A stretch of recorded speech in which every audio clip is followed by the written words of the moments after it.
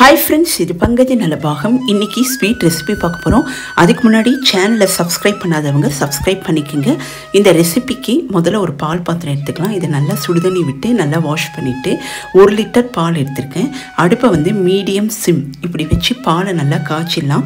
பால் நல்லா காஞ்ச பிறகு ஒரு கரண்டி வச்சு நல்லா மிக்ஸ் பண்ணிக்கலாம்.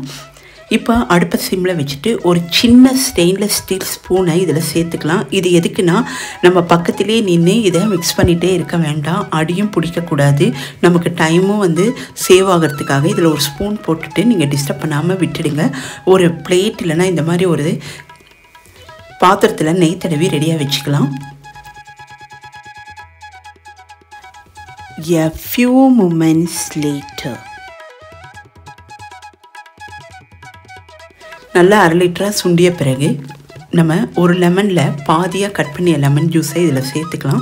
சேர்த்துட்டு ஒரு தடவை மிக்ஸ் பண்ணோன்னா பால் வந்து திரிய ஆரம்பிக்கும். இந்த மாதிரி திரியாக இருந்தால் தான் ரொம்ப டேஸ்ட்டாக இருக்கும். திருப்பி நம்ம டிஸ்டர்ப் பண்ணாமல் அப்படியே விட்டுடலாம்.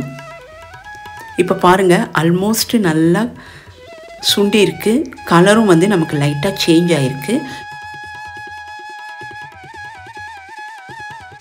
இந்த இடத்துல நம்ம தேவையான அளவு சர்க்கரை சேர்த்துக்கலாம். நான் இங்கே வந்து 1 லிட்டருக்கு 1/4 கப்பு சர்க்கரை சேர்த்துருக்கேன். ஸ்வீட் வந்து கரெக்டாக இருக்கும். உங்களுக்கு இன்னும் வேணும்னா நீங்கள் இன்னும் 2 டேபிள் ஸ்பூன் கூட அதிகமாக சேர்த்துக்கலாம், உங்கள் விருப்பம் தான்.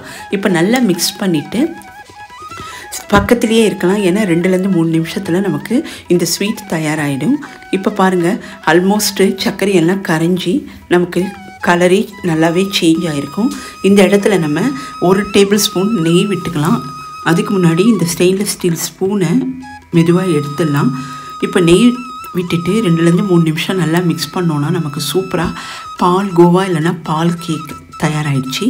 இதை நீங்கள் நெய் தடவிய தட்டில் வந்து சேர்த்துட்டு ஒரு மணி நேரம் வெயிட் பண்ணிங்கன்னா நமக்கு சூப்பராக பால் கேக் வந்து தயாராகிடும். இல்லை இதுக்கெல்லாம் டைம் இல்லைன்னா நீங்கள் அப்படியே ஒரு கப்பில் கூட நீங்கள் வச்சு சாப்பிட்டுக்கலாம்.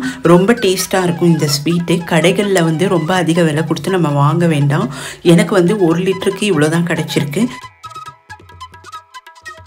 உங்கள் ஃபேமிலி மெம்பர்ஸ்க்கு ஏற்ற மாதிரி நீங்கள் இந்த பாலை வந்து நான் சொன்ன இந்த டிப்ஸை வச்சு நீங்கள் இந்த பால்கோவாவை தயார் பண்ணிக்கலாம். ரொம்ப டேஸ்ட்டாக இருக்கும். நீங்கள் வந்து டைம் இருக்கும்போதெல்லாம் இந்த ஸ்வீட் பண்ணுவீங்க. அந்தளவுக்கு டேஸ்ட்டு வேறு லெவலில் இருக்கும். நீங்கள் ட்ரை பண்ணி பாருங்கள். இந்த பால் கோவா அப்படி இல்லைன்னா பால் கேக்கு சூப்பராக இருக்கும். ட்ரை பண்ணிவிட்டு எப்படி வந்ததுன்றதை கமெண்ட்ஸில் சொல்லுங்கள். இந்த வீடியோவை லைக் பண்ணுங்கள். இன்னொரு வீடியோவில் உங்களை மீட் பண்ணுறேன். அதுக்கு முன்னாடி பாய்.